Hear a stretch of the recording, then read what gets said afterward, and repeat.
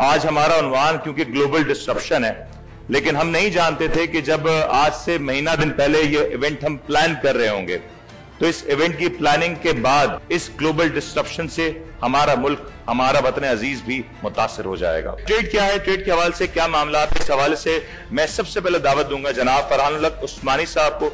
एक individual organisation से लेके, एक घर से लेके, एक इंडिविजुअल से लेके गवर्नमेंट्स तक, रीजन तक या ग्लोबल पर्सपेक्टिव पे किसी भी चीज को सक्सेसफुल माइलस्टोन अचीव करने के लिए we need to have planning.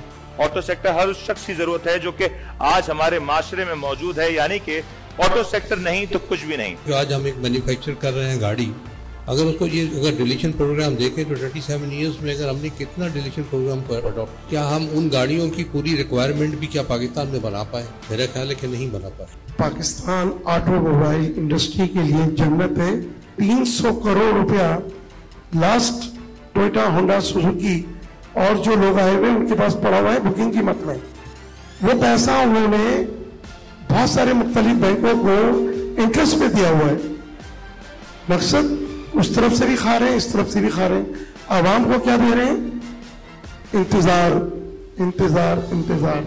Electronic vehicles आप भी मैन्युफैक्चरिंग करते हैं, पहले तो ये बताएं कि जो लोडर आप मैन्युफैक्चरिंग करते हैं बड़ा जबरदस्त है, इसकी सवारी हमारी आज होनी थी, वही नहीं। पूरी दुनिया के अंदर सबसे बड़ी जो कंजप्शन होती है और सबसे ज़्यादा जिसकी नीड होती है किसी भी नेशन को बनने में, वो या तो रियल एस्टेट होती है या फिर जो है वो उसके वो कंज्यूमर आइटम्स होते हैं जिसको पब्लिकली बड़े आम तौर पर इस्तेमाल कर रही होती है, और गाड़ियाँ उसमें सरे फहरिस्त आती है। पूरी दुनिया में आज भी गाड़ियों की कीमतें बेइंतहा कम हैं बनिस्बत पाकिस्तान की प्राइसेस के ऊपर। आपको क्या गवर्नमेंट की तरफ से ये इंसेंटिव दिया जाता है कि अगर आप बिजनेस को प्रमोट कर रहे हैं तो इसका एक साइज आपको हम टैक्स में छूट में दे सकते हैं या दीगर मराद में दे सकते हैं? आप बहुत दूर तक चले गए ट्रांसपोर्टेशन और डिस्पैचेस के हवाले से या गवर्नमेंट के टैक्सेस के हवाले से। करीब आ जाते। यहाँ पे हमें तो अपनी यूटिलिटीज को ही कंट्रोल करने में बहुत मुश्किलात हो जाती, कस्टमर को रियायत देना या फिर कंपटीशन बहुत ज्यादा हो जाती है, उनको बीट करना।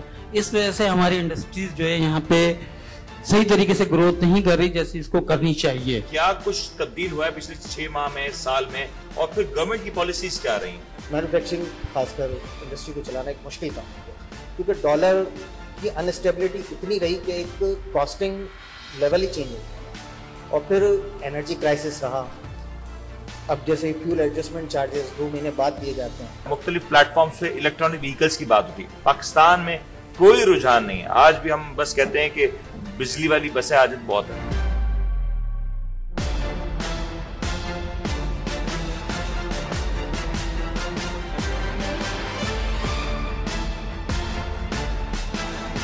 हम यहाँ पे जो कुछ मैन्युफैक्चर कर रहे हैं वो एक्सपोर्ट कर सकते हैं। इवन कि हम यहाँ से अपना जो है वो गन्ना तक एक्सपोर्ट कर सकते हैं। हमें कुछ आइटम पे बैंड है, कुछ आइटम बैंड नहीं होते, मगर उसमें जो है वो ऑटोमोबाइल सेक्टर के ऊपर भी बैंड लगाया हुआ है कि अगर हम 1 लाख गाड़ी भी बना लें तो हम उसमें से 20,000 गाड़ी एक्सपोर्ट नहीं कर सकते। तो ये सबसे बड़ी वजह है जो ऑटोमोबाइल सेक्टर की मैं समझता हूँ कि यहाँ ग्रो ना होने की एक वजह है। लॉजिस्टिक्स इतना इम्पोर्टेंट सब्जेक्ट है लेकिन हमारे माशरे में स्टिल वेरी मच नेग्लेक्टेड। जब से दुनिया बनी है लॉजिस्टिक्स स्टार्ट हुई है, ये डिस्ट्रप्शन जब से टेक्नोलॉजी आई है डिस्ट्रप्शन चल रही है। अगर लॉजिस्टिक की बात करें, इसकी इंपॉर्टेंट का अंदाजा लगाएं तो शायद दुनिया में सारे बिजनेस खत्म हो जाए लेकिन लॉजिस्टिक खत्म नहीं हो सकती। Logistic is basically life. Logistic जो है वो लाइफ को मूव करती है, नीड्स को मूव करती है। लॉजिस्टिक्स जो है वो आपके खाने पीने, सांस लेने के इक्विवेलेंट इम्पोर्टेंट है। क्यों अभी हम जिस डिवास्टेशन से, नेचुरल डिवास्टेशन से गुजर रहे हैं, तो अभी भी लॉजिस्टिक्स ही है जो अपना किरदार अदा कर रही है और ये जो रिलीफ ऑपरेशन है इसके अंदर काम कर रही है। पाकिस्तान में लॉजिस्टिक्स का जो एनवायरनमेंट है वो कितना डिफरेंट है अक्रॉस द वर्ल्ड अगर हम बात करें तो? हमारे यहाँ अवेयरनेस की बहुत ज्यादा कमी है। हम लोग बहुत बैकवर्ड काम कर रहे हैं। अमेरिका, कनाडा में ड्रोन्स पे पिज्जा डिलीवरी की बात हो रही है और हम अभी तक इस चीज पे स्टक हैं कि हम यहाँ से जो है वो अपनी रिलीफ स्टफ ग्वादर और कोयटा और अपने जो बलूचिस्तान में हमारे मुतासरीन हैं उनकी तरफ कैसे पहुंचाएंगे। कितना मुश्किल है इस वक्त। जो चैलेंजेस हम देख रहे हैं, एक तो ग्लोबल चैलेंजेस हैं, फिर लोकल चैलेंजेस हैं, और फिर जो अब हमारे यहाँ जो ट्रांसपोर्टेशन का जो निजाम है, रोड्स इंफ्रास्ट्रक्चर की जो फैसिलिटी है, कितना डिफिकल्ट हो रहा है इस फील्ड के एतबार से अगर पूछो तो। रेलवे, क्योंकि हम लोगों के यहाँ रेलवे नेटवर्क इसलिए नहीं इंप्रूव हो सका कि हमारे जितने प्लानिंग कमीशन के लोग पढ़ने जाते हैं वो उन कंट्रीज में जाते हैं जहां पे रोड लॉबी पावरफुल है, तो वो फिर रोड ही में इन्वेस्ट करते हैं।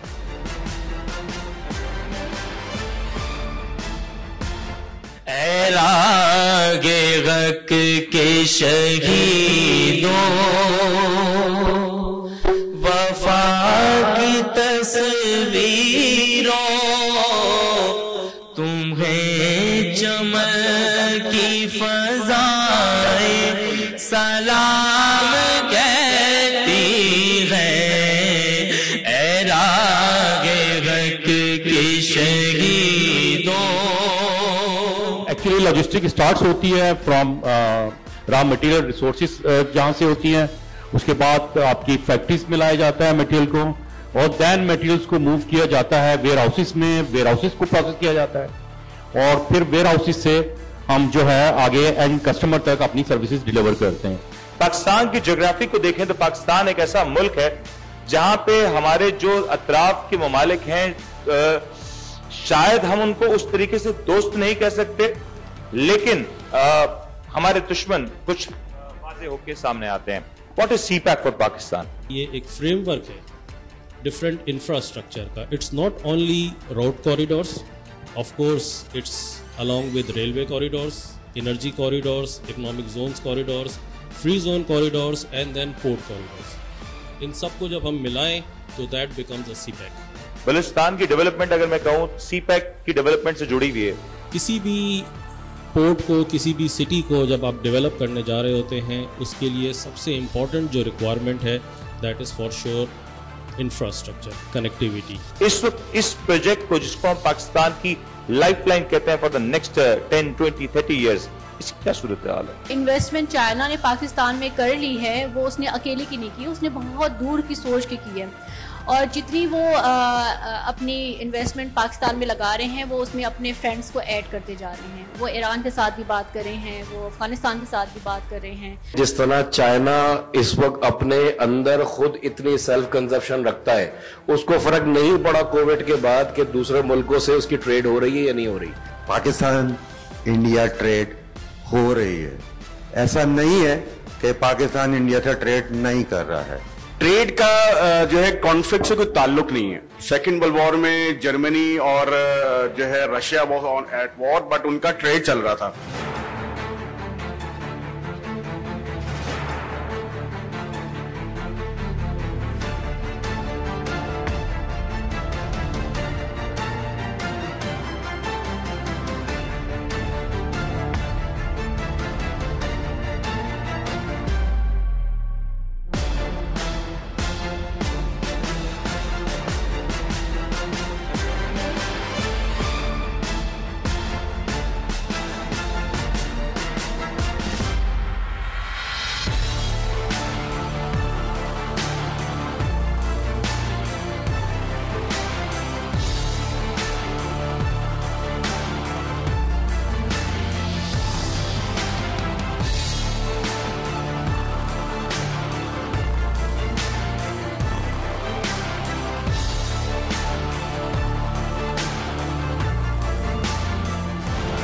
आप देख रहे हैं the daily show with Munir Memon.